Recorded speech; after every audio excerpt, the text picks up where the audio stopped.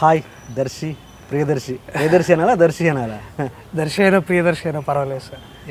కొంతమంది దర్శి అంటున్నారు, కొంతమంది ప్రియదర్శి అంటున్నారు. అంటే ఎక్కువగా సాధారణంగా ఫ్రెండ్స్ అందరూ లేకపోతే ఎవరైనా సరే దర్శి అనే పిలుస్తారు నన్ను. ఎవరైనా ఇట్లా కొత్తగా ఈ మధ్యగా ఎక్కువగా ప్రియదర్శి అని అది కూడా ఫిలిం నేమ్ ఏంటి? ప్రియదర్శి అండి. Okay okay right, Priyadarshi. And Chandanagar ఎలా ఉంది ఇప్పుడు? అంటే పెళ్లి చూపుల ముందు, పెళ్లి చూపుల తర్వాత బాగానే ఉంది. అంటే ఇప్పుడు ఎక్కడైనా సూపర్ మార్కెట్కి వెళ్ళా లేకపోతే ఎవరైనా పాలు తీసుకురావడానికి అటు ఇటు వెళ్తూ ఉంటాం పొద్దునట్టు, అప్పుడు కొంతమంది ఇలాగే చూస్తున్నారు. లేకపోతే కొంతమంది మాత్రం గుర్తుపట్టి ముందుకొచ్చి మీరు ఆ సినిమాలో చేశారు మీరే కదా అని అడుగుతున్నారు. బాగా అనిపిస్తుంది అప్పుడు, అంటే గుర్తుపడుతున్నారు. అంటే అది కొంచెం ఇబ్బందిగా కూడా ఉంది. అంటే ఒక సాధారణంగా మనం ఇప్పుడు దాకా ఇన్నేళ్లలో నా పనులు నేను చేసుకునేవాడిని, ఇప్పుడు కూడా చేసుకుంటా, అదేం లేదు. కానీ గుర్తుపట్టగానే ఆ కాన్షియస్ వాతావరణం వస్తుంది సార్. ఎంబారసింగ్గా ఉన్నాయి అంటే ఎందుకు అన్ని మామూలుగా నా లైఫ్ నేను అట్లా ఉన్నాను, అట్లా కొంచెం ఇబ్బంది ఉంది సార్ ఇప్పుడు కొంచెం. ఇక్కడ చందాన్ నగర్ బిహెచ్ఎల్? బిహెచ్ఎల్ అనేది ఒక హోల్ న్యూ ప్లేస్ సార్. దానికి ఆనుకొని ఉంటుంది చందానగర్. లింగంపల్లి బిహెచ్ఎల్, లింగంపల్లి, చందానగర్ ఇవన్నీ ఇట్లా కంజాయిన్ మొత్తం అక్కడక్కడే ఉంటాయి అన్నమాట. డాడ్ ఏంటి? డాడ్ ఏం చేస్తారు? నాన్నగారు ప్రొఫెసర్ అండి, ద్రవిడియన్ యూనివర్సిటీ కుప్పంలో పనిచేస్తారు. అమ్మ హోమ్ మేకర్, చెల్లెలు షీజ్ ఇన్ నేవీ అన్నమాట. అండ్ మమ్మీ వచ్చి ఆంధ్ర, నాన్న వచ్చి అమ్మ వాళ్ళది పిడుగురాళ్ళ, గుంటూరు అనమాట. గుంటూరు జిల్లా పిడుగురాళ్ళ. నాన్నది ఖమ్మం జిల్లా మర్లపాడు అనమాట. ఇద్దరిదేంటి లవ్ మ్యారేజా? లేదండి, మామూలు పెద్దలు కుదిరిచిన పెళ్ళి. అది అరేంజ్డ్ మ్యారేజ్. అంటే మా అత్తయ్య పెళ్ళికి పిడుగురాళ్ళ వచ్చారంట మా నాన్నగారు. సో అప్పుడు ఇక్కడ ఒక అమ్మాయి ఉందంటే ఎప్పుడే పెళ్లి సంబంధాలు, మా నాన్నేమో నేను పిహెచ్డి చేయాలి, నా అవన్నీ ఉన్నాయని మా నాన్న కొంచెం వెనకాడారంట. బట్ వాళ్ళ మామయ్య గారు, అంటే మా నాన్నగారు మామయ్య గారు గురుబ్రహ్మచారి గారు, ఆయన లేదురా ఇది సరైన సమయం ఇదే, ఇంకెక్కువ డిలే చేయకు పెళ్ళి అని చూడడం, మాటలు అన్నీ అయిపోయాయి. ఓకే, సినిమా సక్సెస్ అయ్యాక చాలా థియేటర్స్ తిరిగావు, చాలా ప్లేసెస్ అన్నీ తిరిగావు కదా. ఈ అన్నిట్లో ఈ 1 వీక్ సినిమా రిలీజ్ 1 వీక్ అయింది, దీంట్లో మోస్ట్ మెమరబుల్ ఎక్స్పీరియన్స్ ఏంది జనాలతో ఏంటంటే, ఎప్పుడు మేము థియేటర్కి వెళ్ళే ముందు ఏంటంటే ముందు డైరెక్ట్గా వెళ్ళిపోం సార్. మేము వెయిట్, అంటే బ్రేక్ ఏదైనా బ్రేక్ పాయింట్ చూసుకొని, అంటే ఫస్ట్ హాఫ్ అయిపోయిన తర్వాత కానీ సినిమా మొత్తం అయిపోయిన తర్వాత కానీ వెళ్తున్నాం.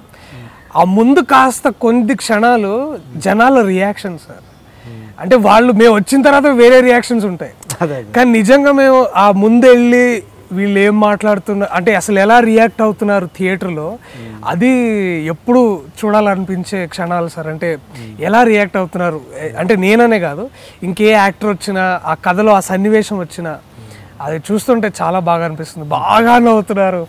అది ఈ మధ్యకాలంలో నేను జనాల్ని, అంటే ఒక ఆడియన్స్గా చూడగలిగితే అది చాలా బాగా అనిపిస్తుంది. అది అంటే ఓకే, అది సినిమాకి వచ్చిన అప్లాజ్, నీకు పర్సనల్గా వచ్చే ఏదైనా ఒక ప్రేక్షకుడితో కానీ చిన్న మెమరబుల్ ఏదైనా థింగ్ జరిగిందా? ఏదైనా ఐ థింక్ ఒక వ్యక్తి, అంటే కొంచెం మిడిల్ వయసు వ్యక్తి, ఆయన శాంతి థియేటర్ దగ్గర అనమాట. అందరూ హడావిడిగా సార్ సెల్ఫీ సెల్ఫీ సెల్ఫీ అని వస్తున్నారు. ఆయన దూరం నుంచి చూస్తున్నారు. ఆయన ఫస్ట్ నేను ఇట్లా చూశాను, ఇట్లాగా చూసి అట్లా చూస్తూనే ఉన్నాడు. చాలాసేపు మాటలు లేవు అనమాట. ఆయనకి వచ్చి చేయగలిపి అది, అంటే ఏదో చెప్పాలనుకున్నారు కానీ చెప్పలేకపోయారు. బట్ నేను కూడా కాసేపు నిజంగా ఉండే ఆ సందర్భాన్ని ఆస్వాదించాను అనమాట. బాగా అనిపించింది. అంటే అదో, ఎందుకంటే చాలా చెప్తున్నారు సార్ ఇది బాగుంది అది బాగుందండి, కానీ ఎక్కడో ఆ టోటాలిటీ కనిపించింది వారిలో. అంటే అరే అదొక కంటెంటెడ్ ఫీలింగ్ అనమాట. అది చూడంగా కొంచెం, అంటే ఇప్పుడు ఎట్లా చాలా సెల్ఫిష్గా ఉన్నాయి. ఏ కాంప్లిమెంట్ బాగానే అన్ని కాంప్లిమెంట్స్ బాగానే అనిపిస్తున్నాయి. నేను వెంకటేష్ గారు చూసినప్పుడు కూడా ఆయన కళ్ళల్లో అది చూడాలన్నమాట. అది అసలు అది body language it's was like very nice. ఇది చాలా బాగా అనిపించింది వాళ్ళు. అంటే ఉన్నారు అడిశేష్ గారు కూడా కళ్ళలో లైట్గా టీర్, తమ్మారెడ్డి భరద్వాజ్ గారు కూడా చూసినప్పుడు లైట్గా ఆ కళ్ళలో తోటి బయటకు వచ్చారు ఆ స్క్రీన్, అంటే ప్రివ్యూ థియేటర్లోంచి. ఏం మాట్లాడలేదు, తిన్నగా వెళ్ళిపోయారు. తమ్మారెడ్డి భరద్వాజ్ గారు బయటకు వెళ్ళిపోయారు ఆ ప్రివ్యూ థియేటర్లోంచి. బయట కూర్చొని ఎవరితో మాట్లాడలేదు ఒక కాసేపు. ఇలాంటి సందర్భాలు చాలా బాగా అనిపించాయి. మహిళా ప్రేక్షకులు వాళ్ళు కూడా విజయవాడలో ఒక అది అయిపోయిన తర్వాత వచ్చారు కొంతమంది లేడీస్. ఇప్పుడు దాకా నేను ఎప్పుడు ఇంత నవ్వుకోలేదండి నేను అని చాలా ఫీల్ అయ్యి ఇంత నవ్వుకోగలుగుతాను నాకు కూడా తెలియదు అని అంటుంటే చాలా బాగా అనిపించింది. అండ్ ఇంత అందరూ బాగానే ఉంది అప్లాజ్. ఇప్పుడున్న టాప్ కమెడియన్స్లోంచి ఎవరి నుంచి అయినా మీకు ప్రశంస వచ్చిందా? ఏదన్నా ఫోన్ కాల్ కానీ? లేదండి, ఎవరు అంటే నేను నిన్న రమేష్ గారు, తాగుబోతు రమేష్ గారు తరుణ్కి ఫోన్ చేశారంట.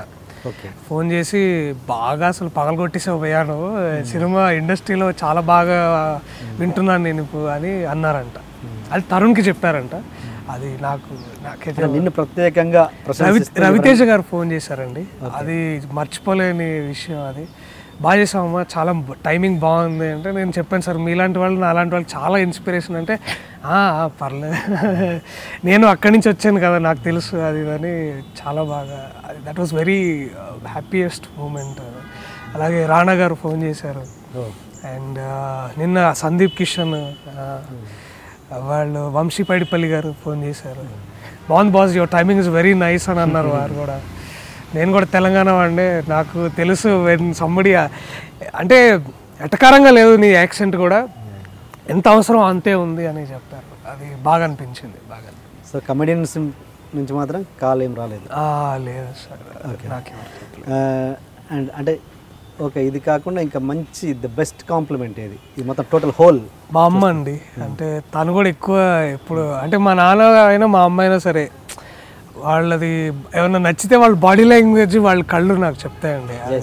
ఆ ప్రివ్యూ నుంచి బయటకు రాగానే మా అమ్మ కళ్ళెమ్మటి ఇట్లా నీళ్ళు తిరిగి ఇంత బ్రైటెస్ట్ ఫేస్ అనమాట. బాగా ఆ సందర్భం నేను ఎప్పుడు మర్చిపోను. అది వచ్చి ఏం లేదు వాటేసుకొని ఏం మాట్లాడలేదు అంతే. మా నాన్న కూడా భుజం మీద చేసాడు, ఇంకా అర్థమైపోయింది వాళ్ళకి. చాలా హ్యాపీయెస్ట్ మూమెంట్ అది నాకు. అంటే ఇంత రావడానికి, ఈ సక్సెస్ రావడానికి ఇంట్లో ఎంతో కొంత స్ట్రగుల్ అయ్యి ఉంటావుగా? చాలా ఉందండి. ఒక నటుడుగా నేను పడ్డ స్ట్రగుల్ వేరు. అంటే ఇక అందరూ పడతారు, దాని గురించి నేను సెలబ్రేట్ చేసుకోవాల్సిన విషయం లేదు. కష్టం పడ్డాను. అంటే ఇంట్లో ఆపోజ్ చేయడం చేశారండి. అంటే ఇప్పుడు మిడిల్ క్లాస్ ఫ్యామిలీ అండి. మా నాన్నగారు teacher, government employee, state government employee. వారు కొన్ని ఇంకో 1-2 yearsలో రిటైర్ అవుతారు. వారు కూడా ఆ భయాలు ఉన్నాయి, ఎట్టుపోతుంది, అరే నీకు తెలియదురా అది బ్యాక్గ్రౌండ్ ఉండాలి, లేకపోతే ఎవరైనా అండదండలు ఉంటేనే నీకు ఇండస్ట్రీలో ఎదుగుతారా, లేకపోతే చాలా కష్టము, ఉండలేవు, ఎందుకు చెప్పు అవన్నీ. కావాలంటే క్రియేటివ్గా వేరే ఏదన్నా టెలివిజన్లో అటు ఇటు చేసుకో. అప్పటికి నాకు MA డిగ్రీ ఉంది, ముందుకెళ్ళి PhD చేసుకో, ఈ రంగంలో ఉండు కాదనట్లేదు. కానీ నువ్వు ఎంచుకున్నది చాలా గాల్లో దీపం పెట్టినలా ఉంటుందిరా, ఎప్పుడు ఎక్కడ ఇండస్ట్రీలో ఎప్పుడెవరు ఎక్కడ ఎట్లా ఉంటారు ఈ విషయాలు చెప్పారు. అంటే భయం అండి వారికి, అది పేరెంట్స్కి ఉండాల్సిన భయం. మా అమ్మకి అయితే అసలు ఇష్టం లేదండి. నేను ఫస్ట్లో ఏం వద్దురా, నువ్వు ఎక్కడైనా మీ ఫ్రెండ్స్ లాగే ఏదైనా పెద్ద కంపెనీలో ఉద్యోగం చేసుకో, నాకేం వద్దు, పొద్దున వెళ్ళి సాయంత్రం ఇంటికి రా. వారు ఎప్పుడు ఇదే అన్నారు నాతోటి. కానీ ఈ మధ్యకాలంలో అంటే గత 1.5 year నుంచి ఫుల్ సపోర్ట్ అండి. వారు నన్ను దేనికి అడ్డం చెప్పట్లేదు. బాగుందండి. ఆ సపోర్ట్ ఇచ్చిన దగ్గర నుంచి నాకు ఇంకా ఎడిషనల్ ఒక కొండంత ధైర్యం నాకు ఉందని నాకు బాగా అనిపిస్తుంది. ఎంతమంది మీరు బ్రదర్స్? నేను, నా చెల్లి అండి. నా చెల్లి నాకంటే 4 years చిన్న. తను ఇప్పుడు IIT ఢిల్లీలో నేవల్ ఆర్కిటెక్చర్ చదువుతుంది. నేవల్ ఆఫీసర్ తను. వాళ్ళ ప్రోగ్రామ్కి అనుగుణంగా ఏదో చదివిస్తారంట, అట్లా చదువుకుంటుంది తను ఇప్పుడు. తర్వాత మళ్ళీ అక్కడెక్కడో పోస్టింగ్ వస్తుంది. She'll be pleased. ఈ సినిమా కంటే బిఫోర్ చేసిన చాలా షార్ట్ ఫిల్మ్స్ చేసావు. అండ్ ఇప్పుడు వచ్చింది ఓవర్నైట్ గుర్తింపు. అంటే ఓవర్నైట్ గుర్తింపు ఓవర్నైట్ వచ్చింది అని కానీ ఆ శ్రమతోటే వచ్చింది, బట్ గుర్తింపు మాత్రం సడన్గా వచ్చింది. ఇప్పుడు మరి ఆ రేంజ్లో అందరూ మెచ్చుకుంటున్నారు, జనాలకు రీచ్ అయ్యావు, ఇండస్ట్రీలో కూడా చాలా మందికి తెలిసిపోయింది. బట్ ఆ రేంజ్లో అవకాశాలు వచ్చాయా ఇప్పుడు ఈ వారం రోజులలో? క్రాంతి మాధవ్ గారు ఫోన్ చేశారండి. వారు కథ చెప్తాను రా ఒకసారి అంటే మాట్లాడదాం రా అన్నారండి. వారు 2.5 hours నాకు టైం కావాలి, నేను పూర్తి కథ చెప్తాను, నా యాక్టర్స్కి అందరికీ ఆ టోటాలిటీ ఉండాలి, నేను ఏం చెప్తున్నాను అనేది పూర్తిగా ఉండాలని అన్నారు. తర్వాత ఇంకొక సుకుమార్ గారి ప్రొడక్షన్ అది మాట్లాడాలి వెళ్ళి, అది కూడా. ఇంకోటి శేఖర్ కమ్ముల్లా గారిది ఒకటి, అంటే అది కన్ఫర్మ్ కాలేదు ఇంకా, కానీ అది కూడా ముందుకెళ్ళి మాట్లాడాలి ఒకసారి. అంటే నాకు తెలిసి ఇవన్నీ పెళ్లి చూపులు బిఫోర్ అనుకుంటాను. శేఖర్ కమ్ల గారు ఒక్కటి అంటే అనీష్ కుర్విల గారు తెలుసు కదా, వారు నన్ను ఆడిషన్ ఇచ్చారు, ఇంటర్వ్యూకి హ్యాండ్ ఇచ్చారు. అనీష్ గారు మళ్ళీ ఎప్పుడో పడతాను మళ్ళీ ఆయన చెప్పి అడిగారు, నేను కూడా అడిగితేను అరే నా వల్ల కాదురా అవన్నీ నేను చెప్పలేదు అన్నారు. బట్ ఆయన నన్ను పిలిచారు ఆడిషన్కి రారా ఒకసారి అని. ఫస్ట్ రౌండ్ వెళ్ళాను, బాగుంది అన్నారు. సెకండ్ రౌండ్ అంటే ఫస్ట్ వాళ్ళు ఏదో ఒక సీన్ ఇచ్చి ర్యాండమ్గా చేయమన్నారు, చేశాను. సెకండ్ కూడా కొంచెం స్క్రిప్ట్ ఉన్నది ఒకటి ఇచ్చారు. ఒకటి థర్డ్ రౌండ్ కూడా పిలిచారు, చూద్దాం ఇంకా అని. సూరి గారు అని అక్కడ అసిస్టెంట్ డైరెక్టర్ అనుకుంటా, వారు కూర్చొని నాతో పాటు ఇంప్రూవైజేషన్ చేశారు. సో అది 3 రౌండ్స్ అయినాయి. సో పాజిటివ్గానే ఉంది. ఐ థింక్ పెద్ద సినిమాలు ఏమన్నా పెద్ద సినిమాలు ఏం లేవు ఇంకా. అంటే ఈ సక్సెస్ కి ఇంకా స్పీడ్ గా రావాలి కదా, ఆశించిన అండి. ఫోన్లు మొన్న ఒకటి వచ్చింది కానీ ఆ రోల్ అంత బాగలేదు అనుకొని వదిలేసుకున్నారు. అంటే ఈ సినిమాకి బిఫోర్ అంటే వేరే ఆఫీసుల చుట్టూ ఆడిషన్స్ కోసం కావచ్చు, ఆఫీసుల చుట్టూ తిరగడం కావచ్చు, ఏదైనా జరిగాయా? చాలా అండి. నేను ఈ Krishna Nagar, Srinagar colony, Jubilee hills, Manikonda, అటు సైడ్ మన ఉప్పల్ దాటి తర్వాత నాగోల్, నేను నాగోల్ దాకా వెళ్ళి ఆడిషన్ చేసిన రోజులు ఉన్నాయండి. దిల్సుఖ్ నగర్, పద్మరావు నగర్, శేఖర్ గారిది ఆఫీస్ అక్కడ ఉంటుంది. సో జరిగాయండి. గత 5 years నేను ఇదే అండి. 4 years యాక్టివ్గా అంటే కాలేజ్ నుంచి బయటకు వచ్చిన తర్వాత, యూనివర్సిటీ నుంచి బయటకు వచ్చిన తర్వాత పిక్స్లాయిడ్ అనే కంపెనీలో జాయిన్ అయ్యాను. అప్పుడు ఎక్కువ రైటింగ్ డైరెక్షన్ ఇంట్రెస్ట్ ఉండింది. సో అక్కడ ఎక్కువ అవి చేశాను. ఆ టైంలో కూడా నేను ఫ్రెండ్స్ షార్ట్ ఫిల్మ్స్ అవి చేసేవాడిని. అప్పుడు ఇంకా యాక్టివ్గా తిరిగిందంటే గత 4-5 years అండి. యాక్టివ్గా బాగా ఆఫీసులు, ఫోటోలు పట్టుకొని, ఈమెయిల్స్, ఐ థింక్ ఒక 1000 ఈమెయిల్స్ పంపించి ఉంటాను ఆల్ ఓవర్ ఇండియాలో. ఎక్కువ ఆడిషన్స్ అండి. నేను ఒకటే నమ్మేవాడిని అండి, లా ఆఫ్ యావరేజ్ అని ఒకటి పనిచేస్తుంది. అంటే ఇప్పుడు మీరు ఒక పెన్ ఎవరికైనా అమ్మాలనుకోండి, ఇట్లా బయట తిరిగి మీరు ఒక 10 doors కొడితే ఎవరైనా 2 కొంటారు. సో ఇప్పుడు ఏంటి, నేను కనీసం 10 ఆడిషన్స్ ఇస్తే ఎవరైనా ఒకరు కానీ 2 కానీ పిలిచే అవకాశం ఉంటుంది. అది అట్లనే నేను ఇంకా ఏది దొరికితే అది, పేరు లేదు, ఊరు లేదు, సినిమా లేదు, ఏం లేదు, షార్ట్ ఫిల్మ్ అన్నీ ఏదైనా సరే వెళ్ళానండి. వెళ్ళి నేను ఆడిషన్ చేసి అట్లా ఫిలిమ్స్. ఈ ప్రయాణంలో అంటే ఈ ప్రయత్నం చేసే ప్రయాణంలో ఏదైనా చేదు అనుభవం జరిగిందా? చేదు అనుభవం అంటే అదే అండి. అంటే నేను అప్పుడు 3-4 years కింద ఇంకా బక్కగా ఉండేవాడిని అండి. అప్పుడు ఇంకా కొంచెం పింపుల్స్ అవి ఉండే. ఇప్పుడు మీరు ఇట్లా హోల్స్ అవన్నీ అవి చూసి నువ్వు అసలు సెట్ కావు, నువ్వు అదేదో డిఫరెంట్గా ఉన్నావు, అసలు నువ్వు దేనికి అంటే ఇప్పుడు నువ్వు ఒక హీరో క్యారెక్టర్కి చేయలేవు, తర్వాత అలానే నువ్వు సీరియస్గా ఆడిషన్ చేస్తున్నావు విలన్కి పనికిరావు. సరే కామెడీ అంటే కామెడీ ప్యాడింగ్ ఆర్టిస్టులు అనేవాళ్ళండి. పదం కూడా నాకు అర్థం కాదు. వాటికి ప్యాడింగ్ ఆర్టిస్టులు ఎలాగ ఉన్నారు కదా, వాళ్ళు చేస్తారు అట్లాంటి. అంటే బేసిక్లీ నేను ఉండే ఆకారం మీద అనేవాళ్ళండి. అది నాకు కొంచెం బాధగానే అనిపించేది. బట్ అది రాను కొంచెం నేను కేర్ తీసుకోవడం, అంటే అప్పుడు దాకా నేనంటే ఏముంది బాగా చేస్తేనే అన్నీ ఇవన్నీ ఏం బాహ్య సౌందర్యం ఇట్లాంటివి ఏం అనుకునేవాడు కాదు. సో మెల్లగా నేను అవి కేర్ తీసుకొని కొంచెం టుక్ కేర్ అంతే. ఈ విషయాలలో ఒంటరిగా కూర్చొని డిప్రెస్ అయిన సందర్భాలు? అబ్బో, ప్యానిక్ అటాక్స్ వచ్చేవండి నాకు. అసలు అది ఒక ఇక చెప్పలేని ఫీలింగ్ అండి. అంటే అది ఎవరి మీద పడే ఏడవాలో తెలియదు. అది నా ప్రయాణం అంతే. అంతే ఇంకా నాకు తెలిసిపోయింది. నేను ప్రిపేర్ అయ్యే వచ్చాను. అంటే ఇప్పుడు గొప్ప నటులు విక్రమ్ గారు కానివ్వండి, తమిళ్లో విక్రమ్ గారు కానీ, రవితేజ గారు, వీళ్ళు 10 ఏళ్ళు కష్టపడి 15 ఏళ్ళు కష్టపడ్డ వాళ్ళంతా. నేనేదో 3-4 ఏళ్ళు తిరిగి అంటే వాళ్ళని ఇన్స్పిరేషన్గా తీసుకునేవాడిని. వాళ్ళ కష్టం ఉంది అని ఇది ఎంతరా నువ్వు ఇంకా చేయాలి, ఏమో నీకు తెలీదు, నెక్స్ట్ మంచి అవకాశం ఇప్పుడే ఉందేమో, ఇంకో ఆడిషన్ దూరంలో ఉందేమో అని నన్ను నేను నచ్చ చెప్పుకుంటూ, లేదు టాలెంటే ఎప్పుడు మనల్ని కాపాడుతుంది అనే ఇదిలో ఉండి ఎప్పుడు అలాగే గమ్యం అలాగే ఉంటుందని ఏడ్చావా ఎప్పుడన్నా? చాలా సందర్భాలు నేను ఏడుస్తానండి. నేను అది నాకు నచ్చిన ఫీలింగ్. అది ఏడుపు అనేది మగవాళ్ళు ఏడవకూడదు అది అంటారు కానీ నేను నమ్మనండి. ఏడుపు అనేది ఒక గుడ్ ఎమోషన్. అది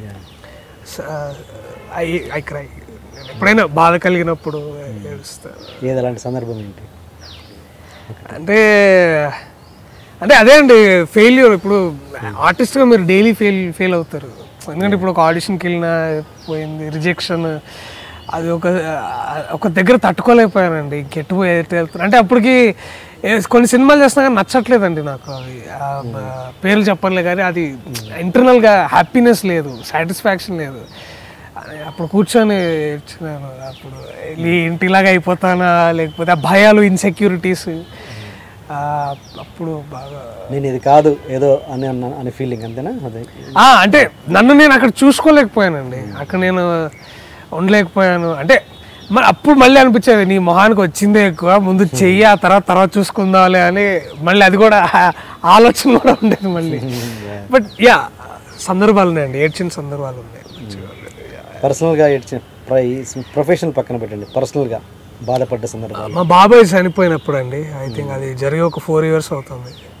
ఐ థింక్ అది నన్ను బాగా కలిసివేసింది ఆయన మరణం.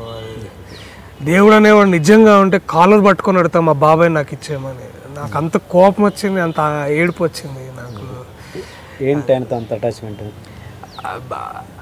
తెలియదు అంటే నాన్న తర్వాత ఆయన ఒక గొప్ప ఫిగర్ అండి, నాకు చాలా ఇన్స్పిరేషన్ ఆయన.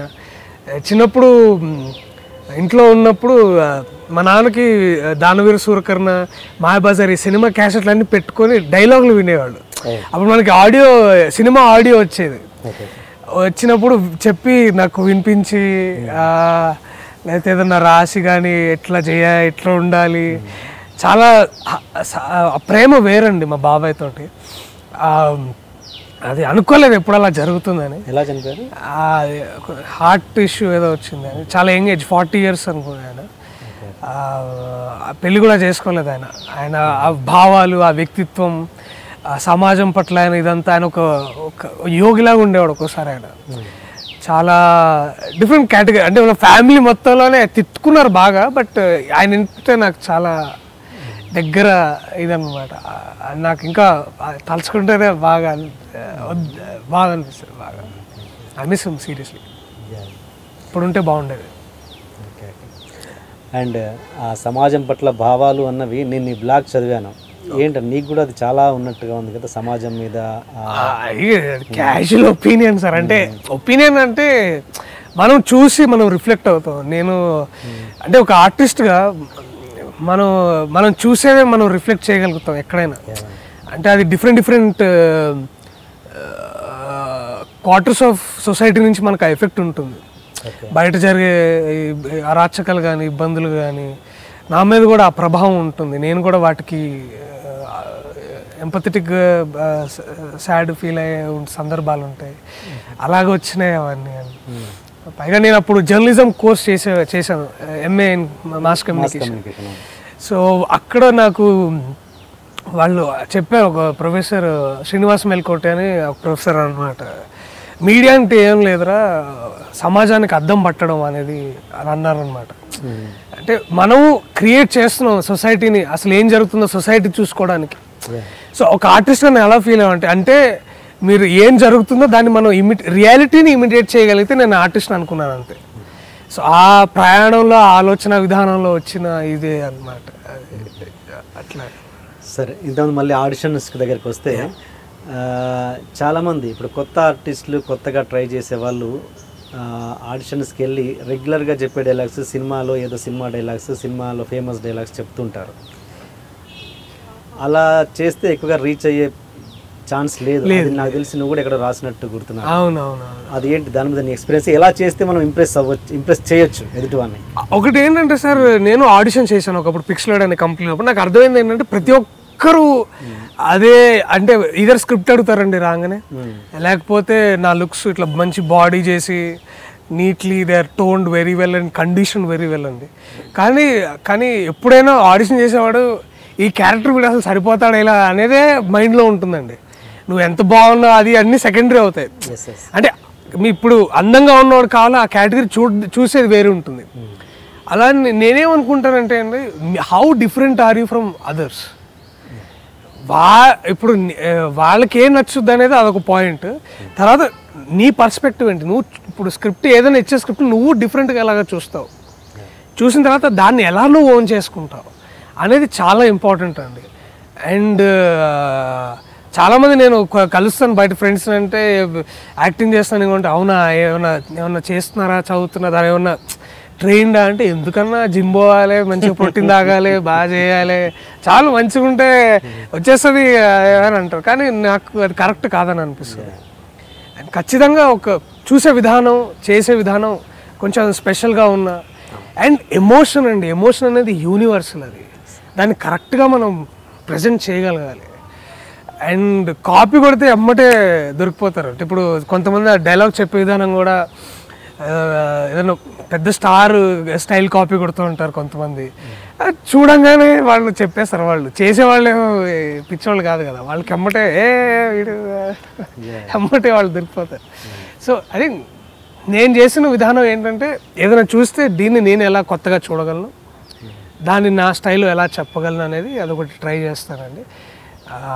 అండ్ ఇంకోటి ఎమోషన్ని కరెక్ట్గా ప్రజెంట్ చేయగలగాలి అది దిస్ బేసిక్స్ అండి అంతే అది I think that should be fine అని అనుకుంటున్నాను అండ్ ఇప్పుడు మీలాగా వచ్చే ఆర్టిస్టులు కావచ్చు మీలాగా వచ్చే కొత్త కొత్త డైరెక్టర్స్ కావచ్చు చాలామంది షార్ట్ ఫిలిమ్స్ తీసి వచ్చారు తరుణ్ భాస్కర్ కావచ్చు మీరు కావచ్చు అవును అంటే ఇవి చూసాక బయట జనాలు ఏమనుకుంటున్నారంటే ఓహో సినిమా తీయడం పెద్ద బయటికి రావడం పెద్ద చిన్న విషయమే అన్నట్టుగా చాలామంది ఒక అపోహ మాత్రం ఉంటుంది వాళ్ళు ఏదో ప్రయత్నాలు చేస్తుంటారు ఫెయిల్ అవుతుంటారు ఏంటి వాళ్ళకి వచ్చింది మనకు రాలేదు అనే ఫీలింగ్ ఉంటారు అలాంటి వాళ్ళకు మీ ఎక్స్పీరియన్స్తో ఇచ్చే చిన్న అంటే నేను ఇది కరెక్ట్ అది రాంగ్ అని చెప్పలేనండి కాకపోతే ఏంటంటే అంటే వాళ్ళకి ఆ కష్టం తెలియట్లేదు ఓహో సినిమా ఎవడైనా తీయొచ్చు అనే భావనలో చాలా మంది ఉన్నారు. అంటే ఇప్పుడు వచ్చిన డిజిటల్ టెక్నాలజీ వల్ల తీయడం ఈజీ అయిందండి అంటే ఇప్పుడు మీరు అంటే ఒక్కరిగా కూర్చొని కథ రాసుకోవచ్చు మీ దగ్గర ఉన్న టీం తోటి ఒక 5D కెమెరా కావచ్చు A7S కానీ ఇట్లాంటి కెమెరాలు రెంట్ తీసుకొని మేకింగ్ కాస్ట్ తగ్గించవచ్చు అండి కానీ డిస్ట్రిబ్యూషన్ అనేది ఒక డిఫరెంట్ సిస్టమ్ అదంతా ఇదండి కానీ ఎప్పుడు ఏంటంటే కంటెంట్ అనేది చాలా ఇంపార్టెంట్ అండి నేను ఆడిషన్స్కి వెళ్ళినా కూడా చాలామంది మీకు నచ్చింది చేయమంటే I vote first for that నచ్చిందంటే ఓకే నేను ప్రిపేర్ అయ్యి ఏదైనా రాసుకొని కానీ ఏదైనా ప్రిపేర్ అయ్యి అలా చేస్తుంటాను వాళ్ళకు కూడా సినిమా తీసే వాళ్ళకి కూడా వాళ్ళకి తెలిసిపోయి ఉంటుంది ఏది వర్క్ అవుతుందో ఏది వర్క్ కాదనేది అండ్ అంతకు మించి ఆడియన్స్ చాలా చాలా క్లేవర్ అండి వాళ్ళకి చాలా ఎక్కువ తెలుసు అండి ఇవాళ వచ్చే generation they are consuming a lot of material from other cinemas వాళ్ళు వరల్డ్ సినిమా చూస్తున్నారు అండ్ వాళ్ళ పర్స్పెక్టివ్తో వచ్చి మనకు హాల్లో కూర్చుంటున్నారు వాడు ఇట్లా ఈ సీనే ఇది ఆ సీను ఇది ఆ సినిమా ఈ సినిమా అని చెప్పేస్తున్నారు వాళ్ళు సో అలాంటి వాళ్ళకి ఒరిజినల్ కంటెంట్ ఇవ్వడం అనేది చాలా ఇంపార్టెంట్ అండి అండ్ నేను ఇప్పుడు పెళ్లి చూపుల్లో ఉంది అదే అండి ఓకే మీరు కథ దానికి మీరు అనొచ్చు ఇక్కడ రిఫరెన్సెస్ ఉండొచ్చు అని but screen play is refreshingly new అండి అందుకనే దానికి అంత పేరు వస్తుంది అందుకనే అందరూ ఎక్కువగా రిపీట్ ఆడియన్స్ వస్తున్నారు so I think it's a very important example ఆ సినిమా అయినా సరే ఇంకా వేరే ఇప్పుడు క్షణమైన for the matter of fact లేకపోతే ఇంకా ఉన్నాయండి ఆ సినిమాలు అవన్నీ ఐ థింక్ ఆ కొత్త కంటెంట్ ఒరిజినల్ ఐడియా అది ఎప్పుడూ నిలిచిపోతాయండి ఎప్పుడూ నిలిచిపోతాయి అండ్ అది చూసే సురేష్ బాబు గారు ముందుకొచ్చారు మీకు తెలిసి సినిమాలు తీసుకోవడానికి ఎప్పుడు ముందుంటారు లాస్ట్ టైం ఇయ్యాల జంపాల అవునండి అది కూడా మంచి ఫిలిం అది కూడా it's very new screen play refreshing idea బాగుందండి అండ్ ఇంతకుముందు పిక్స్ల టాపిక్ వచ్చింది అక్కడ ఏం చేసేవాడు ఏంటి ఎందుకు బయటకు రావాల్సి వచ్చింది అప్పుడు మన అసోసియేట్ ప్రొడ్యూసర్గా పనిచేశానండి అక్కడ కార్పొరేట్ ఫిలిమ్స్ అండి ఎక్కువగా కార్పొరేట్ ఫిలిమ్స్ లేకపోతే చిన్న చిన్న యాడ్స్ వాటికి కాన్సెప్ట్స్ రాయడం వాటిని డెవలప్ చేయడం అక్కడ ఉన్నప్పుడు కంట్రోల్ సి అని ఒక షార్ట్ ఫిలిం అంటే 50 minutes చేశాను యుగంధర్ గారు అని అప్పుడు అక్కడ ఫౌండర్ ఇప్పుడు అక్కడ లేరు వారు ఆ ఫౌండర్గా అప్పుడు ఉన్న వారు డైరెక్షన్ చేసినప్పుడు దానికి నేను స్క్రీన్ ప్లే రాసిచ్చాను స్క్రీన్ ప్లే డైలాగ్స్ అండ్ ఏడీగా మళ్ళీ దాంట్లోనే వారు లేదు నువ్వు యాక్ట్ చేయొచ్చు అని ఒక క్యారెక్టర్ చేయించడం అలాగా ఆ పనులు అది అక్కడ సరిపోయినాయి అక్కడ నాకు తర్వాత ఎందుకో అంటే ఒక పాయింట్ తర్వాత నాకు వర్క్స్ రావడం తగ్గిపోయినాయండి అంటే నేను లేదండి అంటే ఎంప్లాయీనే అక్కడ కాకపోతే ఏంటంటే రాను నాకు యాక్టివ్గా విజువల్ ఎఫెక్ట్స్ గ్రాఫిక్స్ అవి నడుస్తున్నాయండి నాకు సపరేట్గా ఒక ఎంటిటీ అనమాట నేను ఓన్లీ కార్పొరేట్ ఫిలిమ్స్ రాయడం అది సో నాకు పని తగ్గిపోయేసరికి I became a burden for them and వాళ్ళు నన్ను పంపించడంలో కూడా వాళ్ళ తప్పు కూడా నాకు ఐ డోంట్ సీ ఎందుకంటే పని లేనప్పుడు నేను వేస్ట్ కదా అక్కడ అండ్ నేను ఆగస్ట్లో మూవ్ అవుదాం ఆగస్ట్ ఎండ్ తర్వాత ఆగస్ట్లో బర్త్డే ఉంది, అయిపోయిన తర్వాత వెళ్ళిపోదాము, శాలరీ తీసుకొని పార్టీ చేసుకోవచ్చు అనుకున్నాను. వాళ్ళు 7వ తారీఖు నన్ను 6వ తారీఖు పంపించారు. సో అచ్చా వాళ్ళే పంపించారు. Yeah. ఇప్పుడు ఏమైనా టచ్ లో ఉన్నారా? ఉన్నారండి. బాలగారు ఎప్పుడైనా అప్పుడు ఆయన నా ఎగ్జిక్యూటివ్ ప్రొడ్యూసర్ వారు అక్కడ. బాలగారు, యుగంధర్ గారు ఈ సక్సెస్ షేర్ చేసుకున్నారా? బాలగారు మెసేజ్ చేయలేదు, నేను కలవలేదు మధ్యలో. బట్ యుగంధర్ గారు మెసేజ్ చేశారు, స్టార్ అయ్యావు. లేదు సార్ మామూలుగానే ఉన్నాను, జస్ట్ వెళ్ళి చూడండి అని చెప్పాను. వారు 150th చిరంజీవి సినిమా గారిది ఆ సినిమాలో బిజీగా ఉన్నారంట. ఇది ఎంఏ మాస్ కమ్యూనికేషన్ కదా చేసింది. చాలామందికి అంటే చాలామందికి మాస్ కమ్యూనికేషన్ అంటే పదం వినడం తప్పించి దాంట్లో అసలు ఏం జరుగుతుంది ఏంటి అనేది చాలామందికి తెలియదు. అసలు ఏంటి అసలు మాస్ కమ్యూనికేషన్? డిపార్ట్మెంట్ ఆఫ్ కమ్యూనికేషన్లో అండి 4 స్ట్రీమ్స్ ఉంటాయండి. అంటే బేసిక్లీ జర్నలిజం రిలేటెడ్ అండి. ఒకటి కమ్యూనికేషన్ స్టడీస్, అంటే మీడియా స్టడీస్, డీప్ రీసెర్చ్ అవన్నీ ఉంటాయండి. సెకండ్ ఏంటంటే రేడియో అండ్ వీడియో ప్రొడక్షన్, అంటే న్యూస్ ఎలా చేయాలి, న్యూస్ ఎలాగా తీస్తారు, కంటెంట్ ఎలా రాయాలి, అంటే విజువల్ కంటెంట్. అంటే ఇప్పుడు టీవీకి రాసినప్పుడు విజువల్ కంటెంట్ వేరే రాస్తారు కదండి, అలాగా. తర్వాత ప్రింట్ మీడియా అండి, ప్రింట్ మీడియా పేపర్లకి రాయడం వాటికి. మేము ఉన్నప్పుడు యాడ్ అండ్ పబ్లిక్ రిలేషన్స్ ఉండేది, అది తీసేసారండి. ఇప్పుడు యాక్టివ్గా 3 ఉన్నాయండి. సో బేసిక్లీ సర్క్యులేటింగ్ మీడియా మొత్తం జర్నలిజంకి సంబంధించిన పూర్తి ఇదే బాగుంటుంది. ఇండియాలో one of the finest departments అండి.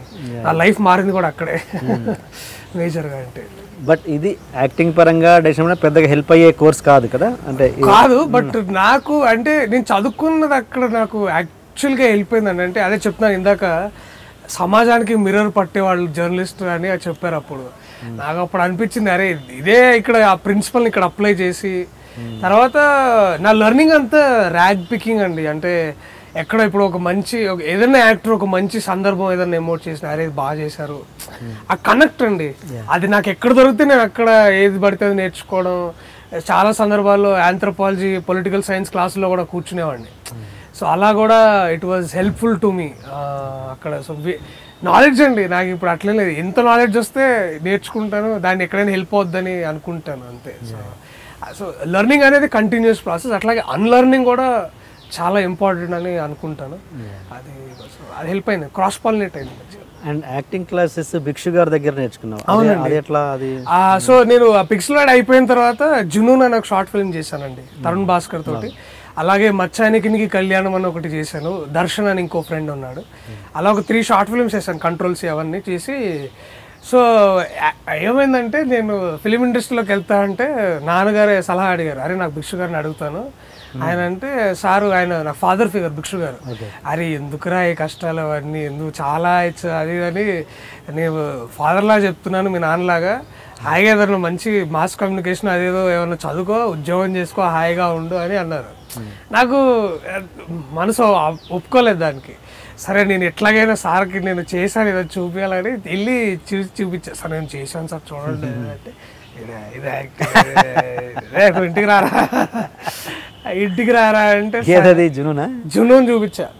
అంటే ఏమన్నా అంటే మరీ బాగాలేదు కూడా లేదు, అది చేయాలరా ఇంకా, అది ఇది లేదు అది ఇది అని అన్న, రారా ఇంటికి రా అని. అట్లా ఒక 3 months 3.5 months కూర్చొని ఇంప్రూవైజేషన్స్. సార్ అది చెప్పేది, అండర్స్టాండింగ్ రిలేషన్ బిట్వీన్ క్యారెక్టర్స్, అదొకటి. నీకు ఒక మెంటల్ జర్నీ ఉంటుంది ఒక యాక్టర్గా, డెప్త్ ఉంటుంది, దాన్ని ఐడెంటిఫై చేసుకోవాలి, దాంట్లోంచి ప్లే చేయాలని. అరుణ భిక్షు గారు మేడం గారు, తను వాళ్ళు ఎక్కువ డాన్స్ స్పెషలైజేషన్, బట్ తను బాడీ లాంగ్వేజ్, అసలు బాడీ అంటే ఏంటి, దానికి మైండ్ బాడీ ఎట్లా రియాక్ట్ ఉంటుంది, how they are both beautifully connected to each other. And యాక్టర్గా నీ జర్నీ కొత్త విషయం. ఇప్పుడు ఒకసారి మనం విలన్ ప్లే చేస్తాం, ఒకసారి హీరో ఫ్రెండ్గా ప్లే చేస్తాం.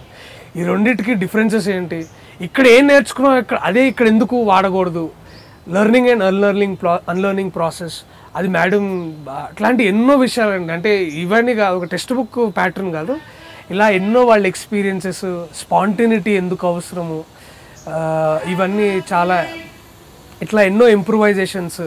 తర్వాత వేరే యాక్టర్స్తో కూడా కూర్చొని చాలా గంటలు అలాగా డ్యాన్స్ బ్యాలే ఒకటి చేసినప్పుడు నన్ను తీసుకున్నారు. రీసెంట్గా ఒక నాటకం చేసాం, ముల్లుబాయ్ కత్తి వచ్చే డామ్ డామ్ డామ్ అని, ఎన్విరాన్మెంటల్ డే మీద. సో అదొక వాళ్ళ దగ్గర నేర్చుకుని చాలా ఒక చాలా గొప్ప ఎక్స్పీరియన్స్ అండి అది. అది అక్కడి నుంచి నేను ఇంకా బెటర్ యాక్టర్ అయ్యాను నేను. ఇంకా ఏంటి అక్కడ ఎలాంటి ఎక్సర్సైజ్ ఉంటాయి మామూలుగా? అది ఇన్స్టిట్యూట్ లాంటిదా? ఎలాంటి మామూలు ఎన్విరాన్మెంట్ ఇన్స్టిట్యూట్ లాగానే ఏం లేదు సార్ అది. ఫర్ ఎగ్జాంపుల్ ఇప్పుడు మన ఇద్దరం ఉన్నాం అనుకోండి, మన ఇద్దరం యాక్టర్స్ అనుకోండి, ఇంప్రూవైజేషన్ బేసిక్లీ మీరిద్దరు ఫ్రెండ్స్ రా, సార్ మిమ్మల్ని పిలిచి ఒక పాయింట్ ఇస్తాడు, అది నాకు చెప్పరు, అది మీకు తెలుసు. ఫర్ ఎగ్జాంపుల్ మీ ఫ్రెండ్స్ అనుకోండి, వాడు నేను రాగానే అరే 500 ఎక్కడ పెట్టారు, ఏం 500 నాకు తెలీదు, ఏం 500 నాకు తెలీదు. బేసిక్ వాడు 500 పోయి ఉంటాయని సార్ చెప్తాడు. నువ్వేంటి క్లాసులు వస్తే ఏంట్రా ఏమన్నా వండేవా, తిన్నావా, ఇచ్చేసావా, కానీ వాడు సీరియస్ పడతాడు, నా 500 కనిపించట్లేదు రా, నాకేం తెలుసు. సో బేసిక్లీ ఏంటంటే అతనికి ఒక పాయింట్ ఉంటుంది, మీకు ఒక పాయింట్ ఉంటుంది, బట్ మీరు ఆ సందర్భానికి మీరు ఎలా రియాక్ట్ అవుతారు, అదొకటి చేసే అట్లాంటి చాలా ఉన్నాయండి. అది మళ్ళీ మీ ఇద్దరు యాక్టర్స్ కదా, మీరే ప్రిపేర్ అయ్యి రండి, నేను చూస్తా మీరు ఏం చేస్తున్నారు, ఇలాంటివి. తర్వాత ఒక చాలా హ్యాపీ సందర్భంలో మీరు బాడీ ఎట్లా రియాక్ట్ అవుతుంది, లేదా సాడ్గా ఉన్నప్పుడు మీ బాడీ ఎట్లా అవుతుంది, ఇలాంటి అంటే ఈ మైండ్ అండ్ బాడీ. మేడం గారు నాకు ఒకటి చెప్పేవారు, భరతమునిది అనమాట, అది నాకు ఇప్పటికీ బాగా గుర్తు, అది నాకు చాలా ఇంపార్టెంట్ వస్తుంది. యో అర్ధో హృదయ సంవాది తస్య భావో రసోద్భవ శరీరం వ్యాప్తేన శుష్కం కాష్టమివ అగ్నిన అని ఒకటి చెప్పారండి. అప్పుడు ఏంటి మేడం ఏం చెప్తున్నారు అనుకున్నా, బట్ దాన్ని ఎక్స్ప్లెయిన్ చేశారు. అంటే లోపటి నుంచి వచ్చేది, ఆ లోపట ఉండే ఆ ఇన్నర్ ఫీలింగ్, కోర్ ఫీలింగ్ ఎప్పుడైతే నువ్వు ట్రూగా మనసుతో బయటికి చెప్తావో అది ఎలా ఉంటుందంటే, ఎప్పుడైతే ఒక అడవిలో అగ్ని ఎట్లా ఎమ్మటే పాకుతుందో ఆ ఫీలింగ్ కానీ నువ్వు చెప్పేది కానీ అంత ఇదిగా ఉండాలిరా, అప్పుడే అది అంత కన్విక్షన్తో చెప్పినట్టు ఉంటుందని చెప్పారనమాట. సో అప్పుడు ఏంటంటే ఇట్స్ ఇంటర్నలైజింగ్ అండి everything, it's very deep in side from, and it's not dialogue చెప్పడం కాదురా, అది you need to be what you have to be అని ఇన్ రెస్పెక్ట్ టు ది. అది చెప్పినప్పుడు అసలు అది ఐ థింక్ అది ఒక అమ్మో ఇంత ఉందా దీనికి అని నేనే చాలా రోజులు ఆలోచించానండి. ఇప్పుడు కూడా ఎప్పుడైనా ఒక స్క్రిప్ట్ వచ్చినప్పుడు అదే అనుకుంటాను, అరే ఇది ఇట్లా ఉండాలి, ఇట్లా ఆలోచించాలి అని. వారు అది బాగా చెప్తారు నాకు అట్లా. అంటే ఇంకా ఎలాంటి ఇంప్రూవైజేషన్స్ అనేది రెగ్యులర్గా ఎనీ ఇన్స్టిట్యూట్లో ఉంటాయి మామూలుగా రెగ్యులర్గా? ఇంకా ఏంటి స్పెషలైజేషన్? మేడం స్పెషాలిటీ ఏంటంటే సార్, వారు కాంటెంపరీగా కొన్ని అంటే డ్యాన్స్ బేలా ఒకటి చేసాం సార్, అది అక్కడ మైసూర్లో సచ్చిదానంద స్వామి ఆశ్రమం ఉంది కదా, అక్కడ కథ చేసాం అనమాట. వారి స్పెషాలిటీ ఏంటంటే టెక్స్ట్ ఎంత పాతదైనా ఉండనివ్వండి, దాన్ని మోడర్న్ కాంటెక్స్లో మీరు ఎలా చెప్తారు. అంటే నేను కరెక్ట్ చెప్తున్నానో లేదు తెలియదు కానీ, బట్ వారు ఆ మేడం స్పెషాలిటీ అండి, వారు అది కొత్త రూపాన్ని ఇస్తారనమాట. మీరు ఎంత కొన్నిసార్లు తనికల భరణి గారు రాసిన నాటకాలు చాలా పాతవి ఉంటాయి, పాత అంటే మాట్లాడుకునే విధానం కానీ అవన్నీ మీరు కొంచెం సాధారణ నాటక మండలిలో ఉండేవన్నీ అంటారు. ఇలాంటివి చెప్పి వాటిని కాంటెంపరీగా కొత్తగా మోడర్నైజ్ చేసి ఎలాగ ఆలోచిస్తాం అనేది అది చెప్పేవారు. అంటే ఇలాంటి ఎన్నో స్టడీ ఉందండి దాని వెనకాల. ఇవన్నీ ఏవి ఎప్పుడో ఒక సందర్భంలో మాట్లాడుతున్నప్పుడు ఇవన్నీ ఏవి కూర్చోబెట్టి వాళ్ళకి ఇది చెప్తాను అలా కాదండి, ఇంకేదో మాట్లాడుతుంటాం మేడం ఆ డ్యాన్స్ అది ఎట్లా ఉంది అది అనగానే అప్పుడు ఆ ఎగ్జాంపుల్ తీసుకొచ్చి చెప్పడం, లేకపోతే మీరు అనుకునే సాధారణంగా ఏ చెత్త సినిమా ఇది ఎవరు చూస్తాడు అనుకుంటాం కదా, దాంట్లో కూడా ఆ నటీనటులు ఎంత బాగా చేశారు ఇట్లాంటి డీటెయిల్స్ చెప్పేవాళ్ళు అనమాట.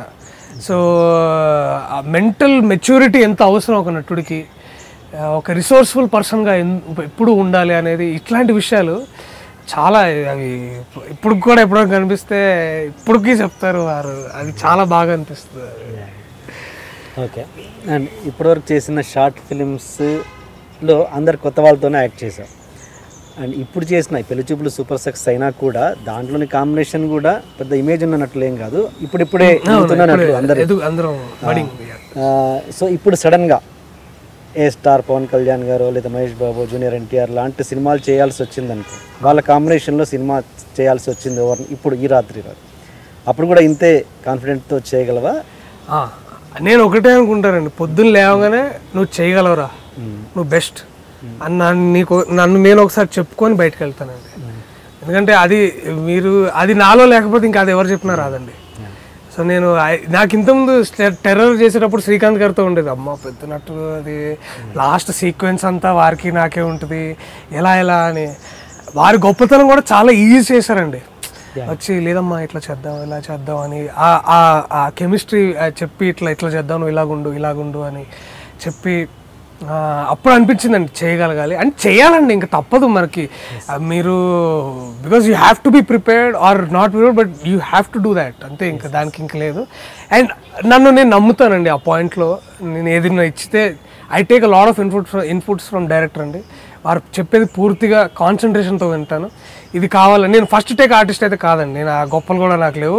2 to 3 times ఇప్పుడు ఇందాక మీరు ప్రొమో చేసినప్పుడు కూడా మీరు చేసి ఉంటారు. నాకు ఆ ఛానలైజ్ అవ్వడానికి కొంచెం టైం పడుతుందండి. అది అడుగుతాను నేను, సార్ కొంచెం ఒక్క టేక్ నాకు స్పేర్ చేయండి సార్, అదొక్కటి నేను గాడిలో పడేదాకా సార్ అది అని నేను అడుగుతానండి. బట్ రావాలని కోరుకుంటున్నాను అలాంటి పెద్దవాళ్ళ దగ్గర నుంచి. ఎవరితో చేయాలని ఎక్కువ కోరిక? అందరితో చేయాలన్నది ఇప్పుడైతే నాకు ఇదనేం లేదు. నువ్వు కూడా సినిమా వాటర్ తాగావు ఇంకప్పుడే. అంటే అట్లానే కాదు సార్, అంటే నేను నటుడుగా ఇప్పుడు నేను చూజ్ చేసుకున్నంత స్థాయి నాకు లేదు సార్. అట్లానే లేదు నేను వీరి సినిమాలే చేస్తాను అది చేయకపోవడానికి కూడా నాకు కారణాలు ఏం లేవు. నాకేంటంటే నటుడుగా ఎదగాలి, వెరైటీ క్యారెక్టర్స్ చేయాలి. అది డిఫరెంట్ యాక్టర్స్తో చేస్తే ఒక్కొక్కరితో ఒక్కొక్క స్టైల్ తోటి ఇదితోటి ఆ పర్స్పెక్టివ్స్ చేంజెస్ ఉంటాయి, నేర్చుకునేవి ఉంటాయి. అట్లా అనుకోవడం చెప్తే లేదు అట్లేం లేదండి.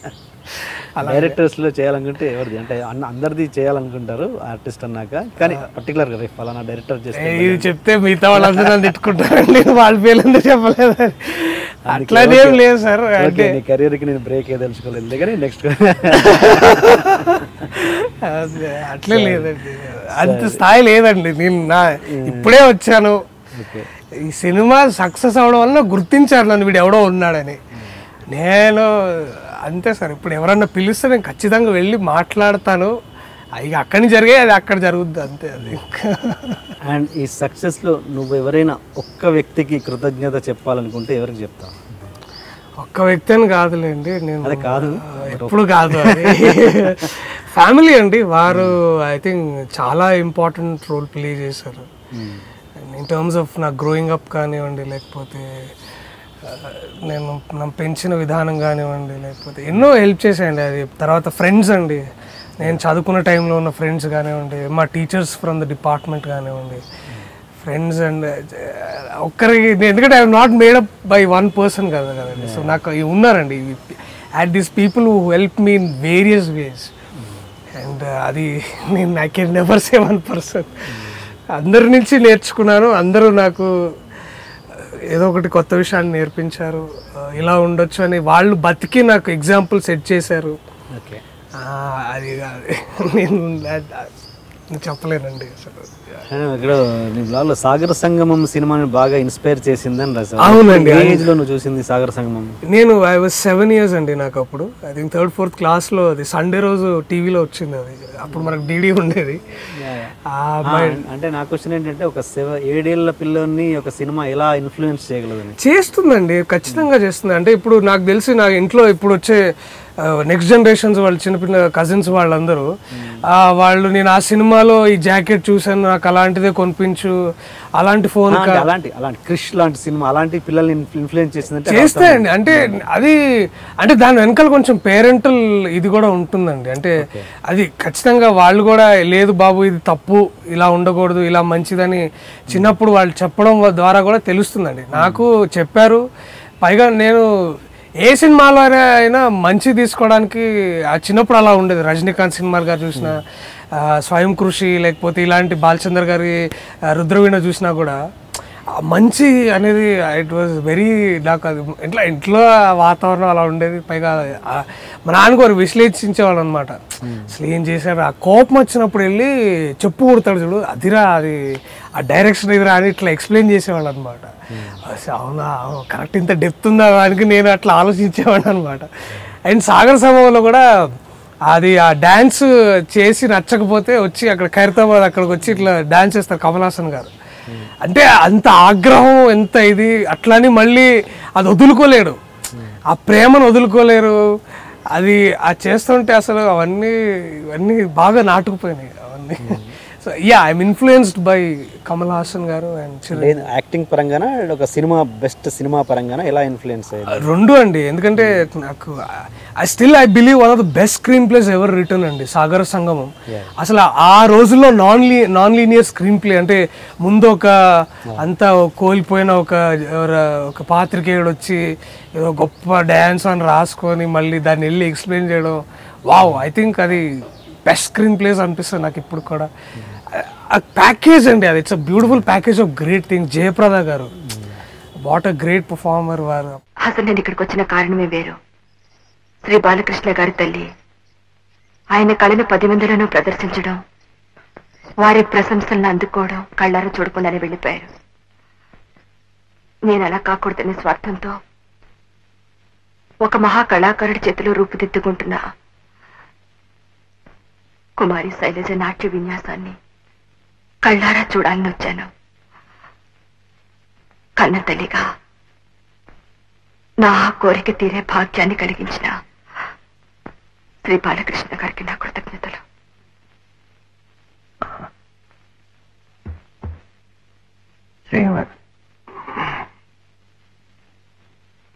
శ్రీమతి మాధవి గారు చెప్పిన బాలకృష్ణుని నేనే.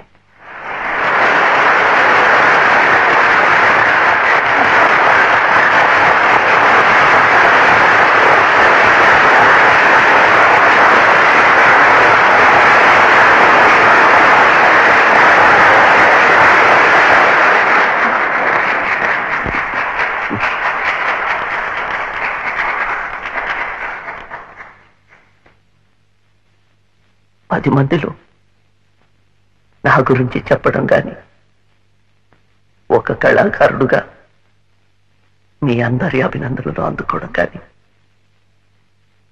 ఇవేవి చూడకుండానే మా అమ్మ వెళ్ళిపోయింది.